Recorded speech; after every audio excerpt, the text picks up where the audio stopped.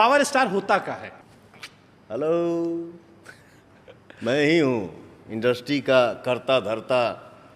I am power star तो दोस्तों finally आ गया पावर स्टार पवन सिंह का वो धाकड़ इंटरव्यू, जिस इंटरव्यू का भोजपुरी फैंस बेसब्री से इंतजार कर रहे थे। दोस्तों यह इंटरव्यू शुभंकर मिश्रा के द्वारा लिया गया है। जी हाँ दोस्तों, आज की इस वीडियो में हम पावर स्टार पवन सिंह के इस इंटरव्यू के बारे में बात करने वाले हैं, इसीलिए वीडियो के अंत तक बने रहिए। दोस्तों हम आपको बता दें कि पवन सिंह को वैसे ही पावर स्टार नहीं कहा जाता है। असल में उनके अंदर वो पावर है जिससे लोग उनको पावर स्टार पवन सिंह कहते हैं।